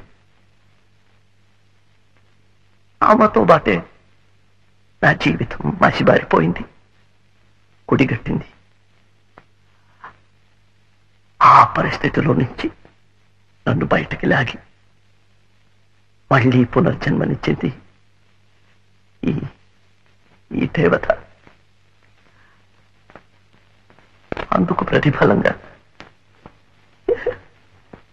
ఏమీ ఇచ్చుకోలేని పేదవాడిని కుమారి శైలజ నృత్యంలో నా విద్యను ప్రదర్శించి ఆ మహా తల్లికి నా కృతజ్ఞతలు తెలుపుకుంటున్నాను. సాగర సంగమమే ఒక యోగం, నిరిసని రమగా గరమగరిసని నిరిసని రమగా. ఇవన్నీ చూస్తుంటే ఇట్స్ వెరీ ఇన్స్పైరింగ్ అనమాట. Truly inspired. ఇంకా రుద్రవీణ, స్వయం కృషి, ఈ సినిమాలు కూడా బాగా అంటే మంచిగా ఇదే ఇన్స్పైర్డ్. బాగా నచ్చిన సీన్ ఏంటి సాగర సంగమంలో? తన పేరు తనే చూసుకుంటాడు తీసుకొచ్చి, బాలకృష్ణ ఇతను కూడా మంచి డాన్సర్ అనగానే ఆ ట్రాన్స్ఫర్మేషన్ అండి. అప్పుడు దాకా గొప్ప అండి ఇతను, అయ్యో దేవుడు అని ఎమ్మటే పేరు రాగానే ఆ కళ్ళెమ్మట నీళ్ళు రావడం, వచ్చి ఏడ్ చేసి ఎమ్మటే నవ్వడం, అది దట్ అసలు దట్ సంథింగ్ ఎల్స్ అండి.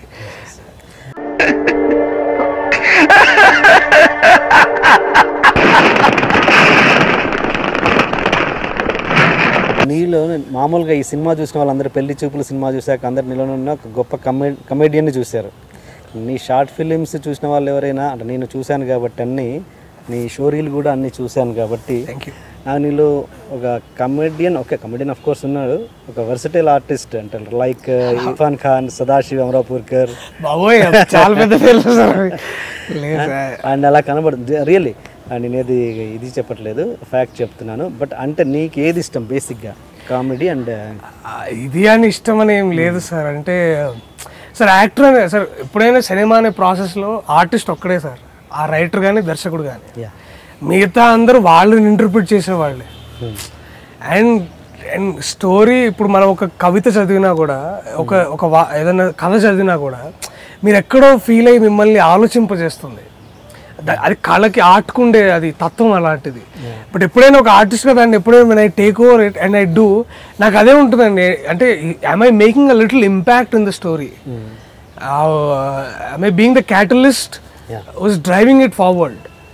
ఇవి నాకు చాలా ఇంపార్టెంట్ అండి. అండ్ అదే నేను ఎక్కువగా కాన్సన్ట్రేట్ చేస్తాను. వెదర్ ఇట్ వాస్ కామికల్, ఇప్పుడు మీరు టెర్రర్ చూస్తే I'm like hardcore criminal, sorry terrorist.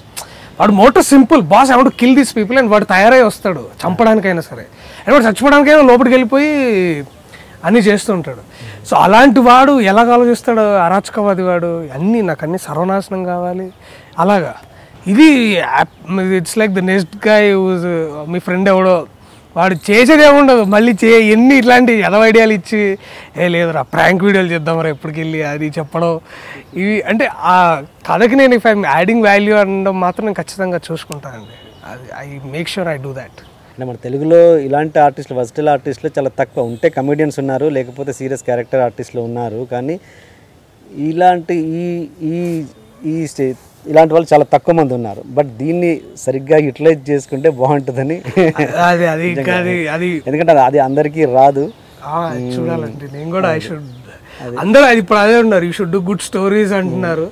But as an actor నేను ఇంకా అదే నాకు జడ్జ్మెంట్ చేయడం రాదండి. స్క్రిప్ట్ ఇది మంచిది చెడు అని నాకు అనిపించదు ఎప్పుడు. నేను ఏ చెప్పినా అంటే కొన్ని తెలుస్తాయి, ఇది అసలు ఎక్కట్లేదని నాకు అనిపిస్తాయి కొన్ని స్క్రిప్ట్స్. ఇంకొన్ని ఎట్లా ఉంటాయంటే అరే దీంట్లో ఏమన్నా చేయొచ్చురా, you can also add greater value to the whole script అనేది అది నాకు ఐ ఫీల్ దాట్ అండి. అండ్ ఇంకా అది ఇట్స్ జర్నీ కదండి, ఇంకా నేను చూసుకుంటూ చేసుకోవాలి జాగ్రత్తగా, అది నా కర్మ అది. ఈ తెలంగాణ మీద ఇంత పట్టు ఎట్లా వచ్చింది అసలు? ఇక్కడ పెరిగానండి, అదొక మేజర్ కారణం. అండ్ ఫ్రెండ్స్ ఉన్నారు, వారిని ఫాలో అవుతుంటాను. అది మేజర్గా అదే అండి. చిన్నప్పుడు ఓల్డ్ సిటీలో ఉండేవాడిని, అక్కడ సైదాబాద్ కాలనీలో. అక్కడ ఫ్రెండ్స్, తర్వాత మళ్ళీ గచ్చిబౌలిలో అంత అంటే యూనివర్సిటీలో ఉండేవాళ్ళం కొంతకాలం, అక్కడ అంత లేదు కానివ్వండి. మళ్ళీ ఇప్పుడు చందానగర్ వచ్చిన తర్వాత అండ్ కోట శ్రీనివాసరావు గారు అండి, ఆయన్ని నేను వారి ఇనిషియల్ డేస్ మీరు తెలిసి ఉంటుంది, వారు చేసిన కామెడీ తెలంగాణలో ఆయన ఒక బెంచ్ మార్క్ స్టాండర్డ్ సెట్ చేశారు. వారిని ఫాలో అయ్యేవాడిని. అంటే అది తెలంగాణ అప్పుడు ఇనిషియల్గా అంటే ఎక్కువ శాతం మనం తెలంగాణ వాళ్ళని విలన్గా చూసాం. మనం ఏం చేస్తున్నావా, ఏం సంగతి, ఇట్లాంటి టోన్ ఉండేది. బట్ ఈ టోన్ తీసుకురావడానికి కొంచెం బిత్తిరి సత్తి గారిది ఆ వీడియోస్ చూస్తుండేవాడిని. వారు ట్రెజర్ అండి ఆయన తెలంగాణకి. ఆయన వీడియోస్ ఫ్రెండ్స్ అండి, ఎక్కువ శాతం ఫ్రెండ్స్ అండి.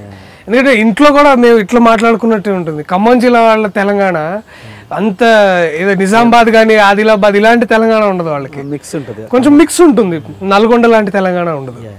సో అది ఉన్నా ఇది కొంచెం నేర్చుకున్నాను, గ్రహించి చేసి.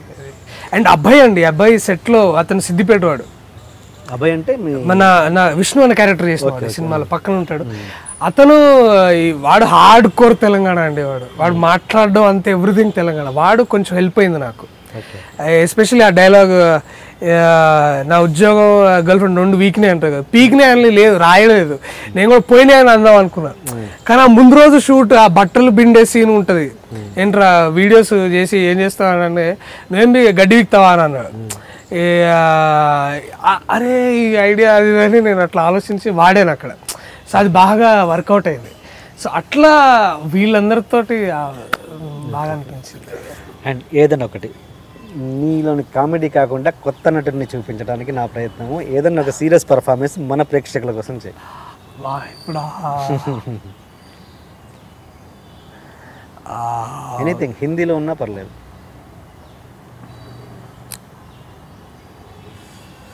నేను ఒక అంటే నేను ఇట్లా ఒకసారి ట్రావెల్ చేస్తున్నప్పుడు ఒక రైతు వాళ్ళ అబ్బాయి తగిలేదండి. వాళ్ళ నాన్న అప్పు కట్టలేక ఆత్మహత్య చేసుకొని చనిపోయాడు అన్నమాట. అంటే నేను అది చూసినప్పుడు చాలా అది నన్ను డీప్లీ అది అది వాడు చెప్పింది నేను చెప్పడానికి ట్రై చేస్తాను నేను. కెమెరా చెప్పు. ఓకే.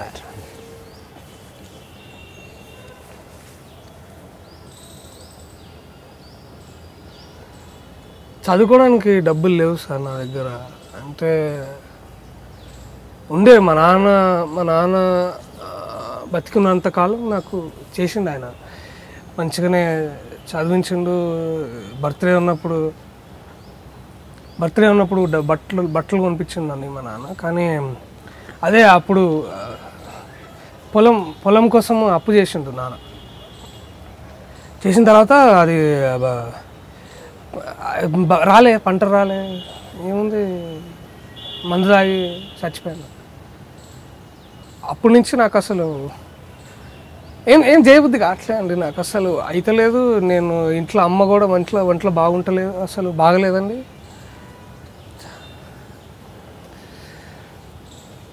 చాలా సాడ్ అండి సిచ్యువేషన్ ఇంట్లో. అసలు నాకు ఇంకా బాగా గుర్తండి, నేను మా నాన్నది శవము ఎత్తుకపోతున్నాం ఆ రోజు. నేను అది పట్టుకొని ముందుకు వస్తున్నాను. నేను ఆ రోజు ధర్నా అవుతుందండి రోడ్డు మీద ధర్నా అవుతుంటే నేను రోడ్డు దాటి పోదామన్నా కూడా నన్ను ఆపేసిరండి. చాలా బాధ అనిపించిందండి. మా నాన్నకి కనీసం నేను లాస్ట్ టైం ఇట్లాగా తీసుకోవడానికి కూడా నాకు సరిగ్గా లేదండి. పోలీసులు కూడా ఆపిరు నన్ను. అది ఒక్కసారైనా ఆయన చచ్చిపోయిన ఒక్కసారైనా కరెక్ట్ చేస్తారని అనుకున్నా, కానీ నేను కాలేదండి నాతోటి. ఇప్పుడు కూడా నేను ఏమైతే కూడా నాకు తెలుస్తలేదు. మా అమ్మ ఆరోగ్యం బాగలేదు, ముందు ఎట్లుంటుందో తెలియదు సార్. చాలా కష్టమవుతున్నది. పుట్టకూడదు సార్, ఎప్పుడు రైతుకు పుట్టకూడదు. ఈ దేశంలో అసలు పుట్టకూడదు రైతు. సాడ్ సార్, చాలా బ్యాడ్. బాగా చేయలేదు. Good Darshi, good, very good, very nice. And ఈ బాలీవుడ్, టాలీవుడ్ ఇవి పదాల మీద నీకు ఎందుకు ఒక రకమైన ఇది, ఎందుకు అది? నాకు నచ్చవండి పదాలు. అది ఎక్కడో తెచ్చిపెట్టుకున్నట్టు ఎందుకండి. తెలుగు చిత్ర పరిశ్రమ అనండి, లేకపోతే తెలుగు ఫిలిం ఇండస్ట్రీ అనండి. టాలీవుడ్ రిగ్రెసివ్ అండి. అదేదో హాలీవుడ్ నుంచి తిన్నగా తీసుకొచ్చి టాలీ మాలీవుడ్, మళ్ళీ కాలీవుడ్, బాలీవుడ్, రిగ్రెసివ్ టర్మ్స్ అండి. నాకు అస్సలు నచ్చవు. ఎవరన్నా అన్నా కూడా నేను అంటే ఎవరన్నా అంటే నేను ఏమన్నాండి, వాళ్ళ అండర్స్టాండింగ్ వదిలేస్తాను. బట్ నేను మాత్రం ఎక్కువ శాతం తెలుగు ఫిలిం ఇండస్ట్రీ అని అట్లా అని ఎక్కడి నుంచో తెచ్చిపెట్టుకుని ఎందుకు టర్మ్స్ అవసరం లేదండి మనకి. మన మంచి ఫిలిం ఇండస్ట్రీస్ మనవి, మన గొప్ప ఫిలిం ఇండస్ట్రీ మనది. అండ్ అది నాకు ఇంకా బాలీవుడ్ అన్నా కూడా కొన్ని రీజనల్ సినిమాని కూడా కొన్ని ఇట్లా డిఫరెన్షియేట్ చేసి మాట్లాడుతుంటారు. అంటే బయట నా ఫ్రెండ్స్ కొంతమంది యుఎస్ నుంచి వచ్చి ఇక్కడ చదువుకున్న వాళ్ళు నాకు తెలుసు అనమాట. సో హౌ ఇస్ బాలీవుడ్ అంటారు వాళ్ళంతా. వాళ్ళ దృష్టిలో ఇండియన్ సినిమా అంతా బాలీవుడ్ అనుకుంటారు, కానీ దేర్ ఇస్ ఆల్సో లాంగ్వేజ్. మనది లాంగ్వేజ్ బేస్డ్ ఇండస్ట్రీస్ అండి. అండ్ దాని మధ్యలో మనం లాంగ్వేజ్ని స్పెసిఫికల్గా మాట్లాడుకోవాలన్నమాట. That's what I feel. ఇది పదాలతోటి అవసరం లేదండి మనకి. That's what I feel. మీరు ఎవరైనా అనుకుంటే it's okay, up to you. But నేను ఇట్లా పిలుచుకోవడానికి హ్యాపీగా ఫీల్ అవుతాను. అండ్ ఒక ఆర్గనైజేషన్ ఒకటి ఏదో ఒక ఆర్గనైజేషన్ పేర్లు ఏం చెప్పొద్దు, కానీ ఆ ఆర్గనైజేషన్లో చాలా డిస్టర్బ్ అయ్యావు. ఏదో ఒక స్కీమ్ ఇది సార్ మీకు నేను సార్ వాడు ఫోన్ చేశాడు సార్. ఫోన్ చేసి సార్ మీరు సెంట్రల్ మాల్లో ఏదో కొనుక్కున్నారు కదా సార్, మీది గిఫ్ట్ సెలెక్ట్ అయింది, మీ బిల్లు గిఫ్ట్కి సెలెక్ట్ అయింది సార్ అంటే, ఇవన్నీ నాకెందుకా అంటే, లేదు సార్ నేను అండర్వేర్ బనియాన్ కొనుక్కున్నానండి, దానికి కూడా వాడు 28,000 గిఫ్ట్ అవన్నీ ఇస్తాను సార్ అంటే, నిజంగా ఇస్తావా అంటే నిజంగా ఇస్తాను సార్. సరే మరి పంపించేసా అన్నా నేను. లేదు సార్ మీరు వచ్చి తీసుకోండి. నాకు డౌట్ వచ్చింది, వచ్చి తీసుకునేది ఏంట్రా, గిఫ్ట్ వస్తే పంపిరా బాబు, మళ్ళీ నేను వచ్చి తీసుకుంటే, లేదు సార్ మేము ఒక ఈవెంట్ అరేంజ్ చేసాం దాంట్లో ఇస్తా అంటే, చూడు బాస్ మీరు గిఫ్ట్స్ నిజంగా నాకు మళ్ళీ ఓషర్లు ఇచ్చి మీరు ఈ కొనుక్కోండి అవి కొనుక్కోండి అయితే నాకు వద్దు, నువ్వే ఇచ్చి పెట్టుకో. నాకు నిజంగా యూఆర్ గివింగ్ గిఫ్ట్ ఈవెంట్కి వచ్చిస్తా అంటే, సరే వస్తా అంటే, లేదు సార్ మీ ఫ్యామిలీతో రమ్మన్నాడు. మా ఫ్యామిలీ రారు బాస్ అంటే, లేతే గిఫ్ట్ ఇవ్వలేను సార్ అన్నాడు. సరే నేను ఇంట్లో చెప్తే, ఇవన్నీ ఎందుకురా పిచ్చోళ్ళలాగా ఇప్పుడు కూడా నమ్ముతావారా ఇవన్నీ అంటే, లేదు నాన్న ఇదేదో ఉందంట 28,000 అంట వర్త్, అవన్నీ గిఫ్ట్స్ అక్కడే ఇస్తారంట అని వెళ్తే, ట్యాంక్ బండ్ దగ్గర వాళ్ళ పెద్ద బిల్డింగ్ ఉందిలేండి, అక్కడికి వెళ్ళి సార్ ముందు ఒక 45 minutes మేము చెప్పేది వినమన్నారు. అది తెలుసు మేము ఏం చేస్తున్నామో వాళ్ళు ఏం చెప్తున్నారో అక్కడికి వెళ్ళగానే పూర్తిగా అర్థమైపోయిందండి. ఆ డోర్లోకి తిరిగి ఇట్లా వెళ్ళగానే తెలిసిపోయింది, అమ్మ మళ్ళీ ఇల్లేనా ఈ అనుకొని వెళ్ళగానే. నాకు ఏది నచ్చదని మీరు చెప్పే వాళ్ళకి చెప్పరండి. ఒక 10 మందిని ఒకరు కూర్చోబెట్టి పెద్ద సౌండ్ అండి వాల్యూమ్ పెట్టి వాడు చెప్తా ఉంటాడు. ఇప్పుడు నాకు అక్కడ పక్కన వాళ్ళు అరుస్తున్నారు, వాళ్ళ ఇది ఏజెంట్స్ వీళ్ళు వింటున్నారు పెద్ద లౌడ్ మ్యూజిక్. ఎక్కడ వినిపిస్తుందండి వాడు చెప్పేదాన్ని? మళ్ళీ ఏమన్నా అంటే లేదు సార్ అది ఎక్కువ పెడితేనే మీద మీకు వినిపిస్తుంది అంటాడు. ఏం సైన్స్ మాట్లాడుతున్నావు భయ్ నువ్వు, అసలు ఏం మాట్లాడుతున్నావు? ఆ promotional activity not worth it అండి. ఇంకెవడో పిలిచి నాకు ఎందుకు ఎక్కువ కాదు, నేను రాసేవాడిని కాదండి. నాకు ఇక్కడ కాదు, వికారాబాద్ నుంచి వచ్చారండి ట్యాంక్ బండ్ దగ్గరికి. వీళ్ళు కేవలం ఈ మాటలు చెప్పినందుకు వికారాబాద్ నుంచి అండి. ఎందుకండి వాళ్ళకి, అది ఏం కర్మ వాళ్ళకి? పాపం ఏదో పెళ్లికి వచ్చి షాపింగ్ చేశారంట ఇక్కడెక్కడో. అసలు దానికి దీనికి సంబంధం లేదు సార్, ఇది షాపింగ్ కాదండి. వీళ్ళు ర్యాండమ్గా వీళ్ళు ఎక్కడో డేటా కొనుక్కొని తెచ్చుకొని ఫోన్ చేస్తారు. తప్పు కదండి. మీరు చెప్పేవాళ్ళు ఫోన్లో చెప్పండి నాకు ఇది సార్ ఇది సార్ అంటే అదొక ప్రమోషనల్ ఇది. మీరు మీ వస్తువులు మీ ప్రోడక్ట్స్ అమ్ముకోవడానికి మా టైము ఇదంతా వర్కింగ్ డే రోజు మళ్ళీ అన్నీ ఆపుకొని ఇట్స్ నాట్ గుడ్. అక్కడే రియాక్ట్ అయ్యా మరి అక్కడే నేను సరే వీళ్ళ పని నాకు అది కోపం వచ్చిందండి. వీడు స్టార్ట్ చేసింది తప్పు, ఓపెన్ చేయడం మీకు ఇన్నికి వాడు ఏమి ఇచ్చాడు తెలుసా? ఐస్ క్రీమ్ కప్పులు, చైనా బజార్ ఐస్ క్రీమ్ కప్పులు ఇచ్చాడు వాడు. నేను నాకు వెళ్ళిన ఖర్చుతోటి నేను అట్లాంటి ఇంకో 10 కొనుక్కోగలను నేను. చందా ఇన్సేన్ ఇన్హ్యూమన్ అది. ఐ థింక్ అక్కడ అగ్రెసివ్ ఏమన్నా రియాక్ట్ అయ్యావా? లేదండి, నేను ఏముంది చేయని అమ్మ మీరు బాగుపడరు అనుకుని నేను లేచి వచ్చాను. నాకు వాళ్ళు అందుకని కంప్లైంట్ చేద్దాం అనుకున్నా కానీ ఇంకా ఇక ఏముంది టిపికల్ పోతే పోయిందిలే అని మెంటాలిటీ ఉండేది. కానీ ఆ రోజు నాకు ఏదైనా చేయాలనిపించింది. అలాంటి వాళ్ళకి ఇంటర్వ్యూలో ఏదైనా చిన్న మెసేజ్ మెసేజ్ ఏముంది సార్, చేసే కరెక్ట్గా చేయండి. ఏమన్నా ఇప్పుడు ఏదైనా ఒక హాలిడే ప్యాకేజ్ అమ్మాలంటే కరెక్ట్గా అమ్మండి, దానికి విధానాలు ఉంటాయి. అది ఇంకేమన్నా హైర్ చేసుకోండి దాని గురించి, అంతేగాని పిలిచి గిఫ్ట్లు ఇస్తాం రమ్మని మీరు ఆ ట్రాప్లో పడొద్దండి ఎవరైనా పిలిస్తే, అంతే. ఓకే. అండ్ బ్లాగ్లో చదివాను చాలా వరకు అంటే ఒక పద్ధతిగా అంటే ఒక స్త్రీని గౌరవించాలి, లేదు ఒక సోషల్ ఏమంటారు సోషల్ కాజ్తో ఉన్న రైటప్స్ చాలా ఉన్నాయి. అంటే ఏంటి ఇంత చిన్న ఏజ్లో నువ్వు అంత ఎక్స్పీరియన్స్ ఏంటి అంత? ఏమంటే ఉమెన్ ఆర్ గ్రేట్ పీపుల్ అండి. వాళ్ళు ఒక విధంగా చెప్పాలంటే మగవాళ్ళ కంటే వాళ్ళు చాలా విషయాలు ఎఫిషియెంట్ వాళ్ళు. అండ్ సాడ్ ఏంటంటే ఈ విషయాలు మనం బాగా మాట్లాడుకొని చెప్పుకోవాల్సి వస్తుంది. అండ్ సొసైటీగా మనం ఒక పేట్రియార్కల్ సొసైటీ అయిపోయాము. అండ్ అది వాళ్ళకి దక్కాల్సిన గౌరవం ఇంకా దక్కట్లేదని నాకు అనిపిస్తుంది. అంటే బయటకు వెళ్ళినా కూడా వర్క్ స్పేసెస్లో కానీ they can do anything and everything అండి. వాళ్ళకి మనం we should all basically respect women అండి, అంతే. పెద్ద ఏదో లేదని కాదు, నన్ను గొప్ప తల్లి పెంచింది, నాకు తెలుసు తన ఇదేంటి. నాకు చెల్లి ఉంది, నాకు ఎంతోమంది అమ్మాయిలు ఫ్రెండ్స్ ఉన్నారు. ఐ నో వాళ్ళు ఏదైనా చేయగలరు, చాలా ఇది చేయలేరని ఏం లేదండి. We are all equal in society and human race as we are equal and we should all get equal respect and life living opportunity. అంటే ప్రతి వాళ్ళు ఏ చేయాలన్న హక్కు ఉండాలండి. మీరు చిన్న బట్టలు ఎందుకు వేసుకున్నారు, మీరు వెళ్ళి డాన్స్లు ఎందుకు చేస్తున్నారు, మీరు మగాళ్ళుగా మనం చేసినప్పుడు లేదు కానీ వాళ్ళు చేస్తే తప్ప, అది I don't think it's. And ఇది కన్జర్వేటివ్ అప్రోచ్ పోవాలండి ఫ్యామిలీలో, అది మెల్లమెల్లగా పోవాలి. అండ్ పెళ్లి చూపులు నాకు అందుకే బాగా నచ్చుతుంది. నేను వాడికి చెప్పిన best women characters you have ever return రా అని నేను తరుణ్కి చెప్పాను. అండ్ అది ఇట్స్ గ్రేట్ అండి. అది ఇంకా వీటి గురించి ఎందుకు మాట్లాడుకోవాలి, దేరండి విషయాలు వీటి గురించి స్పెషల్గా మనం చెప్పుకోవాల్సిన అవసరం లేదు. బట్ యా అది అందరిలో ఉండాలి అది. ఓకే, తెలుగుది ఒకటి చేసావు కాబట్టి నీకు హిందీ కూడా వచ్చు కాబట్టి హిందీలో ఒక మంచి పర్ఫార్మెన్స్ ఏదన్నా. కష్టంగా ఉంది బట్ ఐ విల్ ట్రై.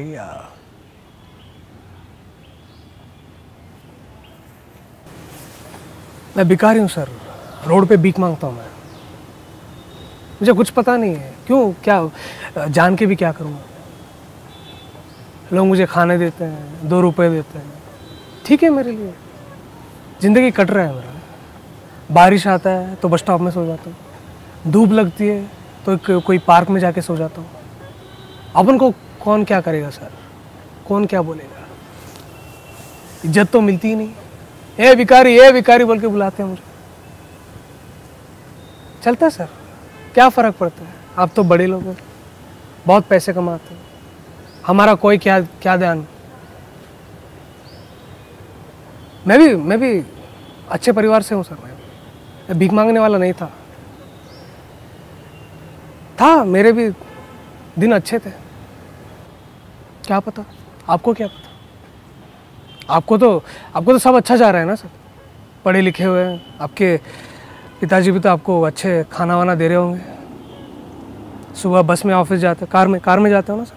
मैं देखता हूँ सर, मैं सुबह देखता हूँ मैं आपको, बुरा नहीं लगता सर। मैं आपको कुछ बोलने वाला भी नहीं हूँ, मैं कौन हूँ आपको बोलने के लिए, बुरा नहीं लगता मुझे। आप जो कर रहे हैं ठीक ही लग रहा है, ठीक लग रहा है सर मुझे। क्या फ़र्क, करो अपना काम करो, चलो, हमारा कौन क्या करेगा। मैं तो मरने वाला हूँ यही सड़ के इसी रोड पे, कोई ध्यान भी नहीं देगा हमको। जाएगा ज़िंदगी ऐसा।